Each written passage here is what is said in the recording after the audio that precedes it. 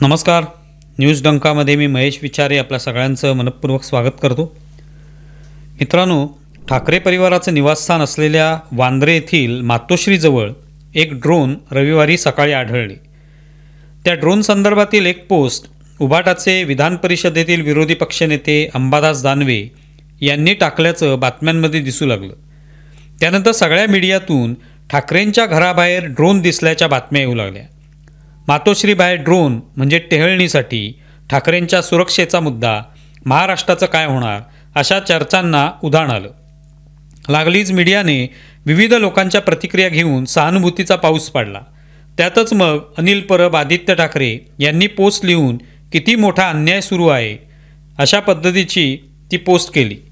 सगळ्यांच्या खाजगी आयुष्यात डोकावण्याची ही कसली वाईट खोड अशा प्रकारच्या प्रतिक्रिया येऊ लागल्या। अनिल परब यांनी लिहिलं की शिवसेना पक्षप्रमुख यांच्या निवासस्थान मातोश्रीच्या बाहेर एक ड्रोन घिरट्या घालताना दिसला। पण प्रश्न असा आहे की हा ड्रोन नेमका कोणाचा आणि कोणत्या हेतूसाठी होता, या ड्रोनद्वारे चित्रीकरण का करण्यात आलं, यामागे कोणतेही अतिरेकी पार्श्वभूमी कारण तर नाही ना। मातोश्रीसारख्या Z+ सुरक्षा असलेल्या संवेदनशील क्षेत्रात न कळवता ड्रोनद्वारे शूटिंग करणं ही अत्यंत गंभीर बाब आहे। या घटनेमागे कोणते षडयंत्र लपलेले आहे का याचा शोध घेणं आवश्यक आहे, असं त्यांनी लिहिलं। दरम्यान हे ड्रोन MMRDचे असल्याचं कळलं। मीडियाचा सगळाच हिरमोड झाला। निदान या ड्रोनच्या निमित्ताने काहीतरी हाती लागेल आणि दिवसभर आरत्या ओवाळता येतील अशी अपेक्षा होती, पण सगळं फुस्स झालं।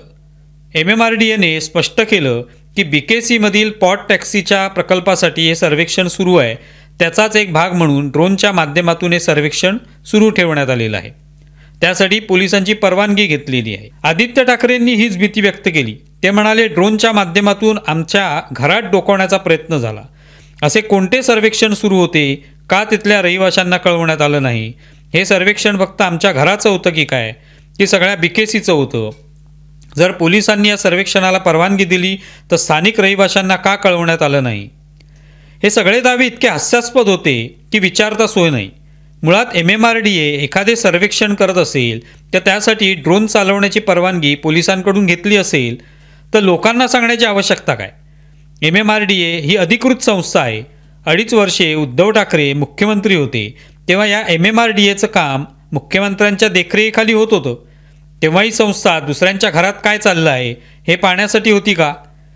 ही काही खाजगी ड्रोन नाहीत की ती घरात कोण काय बोलतंय, कोण काय करतंय हे पाहण्यासाठी कुणा व्यक्तीने आकाशात सोडली आहेत।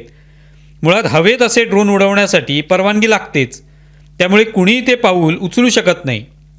मीडियाने आधी सगळ्या राजकीय नेत्यांच्या प्रतिक्रियांचा पाऊस पाडण्यापूर्वी पोलिसांशी संपर्क साधून कुणाचे ड्रोन आहेत, कोणत्या कामासाठी वापरले जात आहेत याची शहानिशा करायला हवी होती, पण ती न करता त्याला राजकीय वळण देण्यात आलं।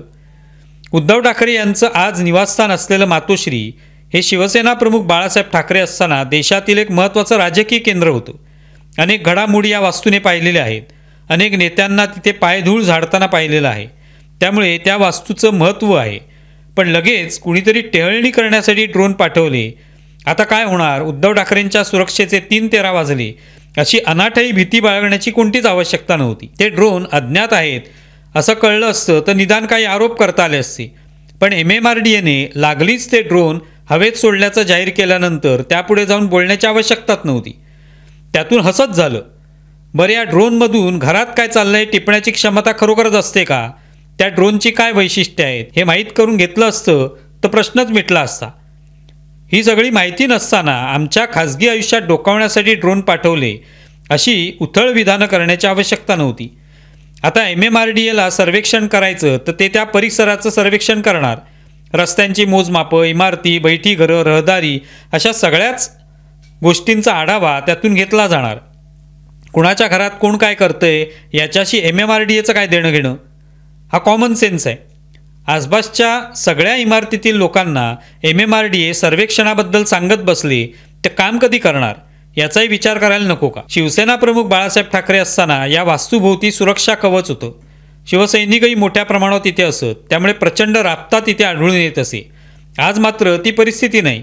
पूर्वी बाळासाहेब ठाकरे कुणाला भेटायला, राजकीय चर्चा करायला दुसऱ्या नेत्यांच्या घरी जात नसत. उलट ते नेतेच मातोश्रीवर येत. तसं एक वलय तयार झालं होतं.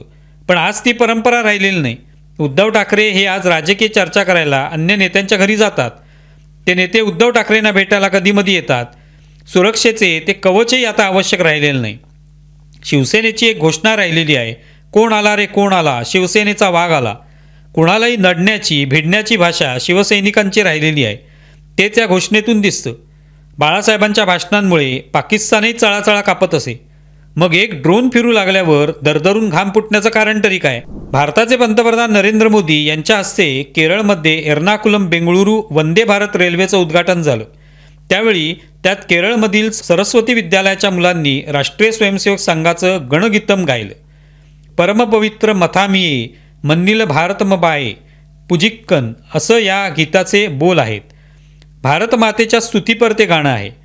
या गाण्यामुळे अर्थातच डाव्या तथाकथित सेक्युलर पुरोगामी लोकांच्या पोटात दुखणं स्वाभाविक आहे. देशाच्या गौरवार्थ काही गायचं बोलायचं नाही, हा या सगळ्या तथाकथित विचारवंतांचा विचार. केरळचे मुख्यमंत्री पिनराई विजयन हे कम्युनिस्ट सरकारचे प्रमुख. त्यामुळे अर्थातच या गीतामुळे त्यांचा तिळपापड झाला. हे गाणं कसं काय गायलं गेलं, त्या शाळेची चौकशी वगैरे करण्याची भाषा ते करू लागले. हे गीत राष्ट्रीय स्वयंसेवक संघाच्या शाखेतही गायलं जातं. पण त्यात देशाचा अपमान करणारं असं काय आहे? हे विजयन यांनी पहिलं देशाला सांगायला पाहिजे. जर त्यात केवळ भारतमातेची स्तुती असेल तर त्याबद्दल तुमच्या पोटात एवढा मोठा खड्डा का पडतो? तुम्ही भारतमातेला मानत नसाल, पण अवघा देश मानतो. वंदे मातरमच्या 150 वर्षांच्या पूर्तीनंतरही अनेक तथाकथित पुरोगामी डाव्यांच्या शरीराची लाहीलाही झाली. देशाची स्तुतीच मुळात त्यांना नको असते.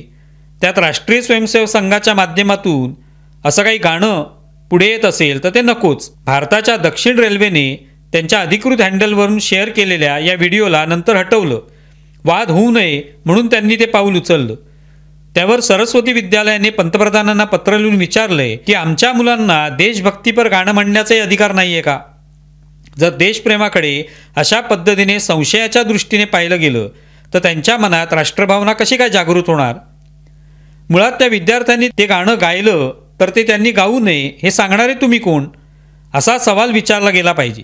संविधानाचं पुस्तक हातात घेऊन रोज नाचवायचं, मात्र ते उघडून कधी बघायचं नाही. मग तुम्हाला संविधान कळणार कसं? ती मुलं चीनच्या कौतुकाचं गाणं तर म्हणत नव्हती ना. कदाचित चीनच्या स्तुतीपर गाणं म्हटलं असतं तर विजयन हे कदाचित त्या गाण्यावर नाचलेही असते.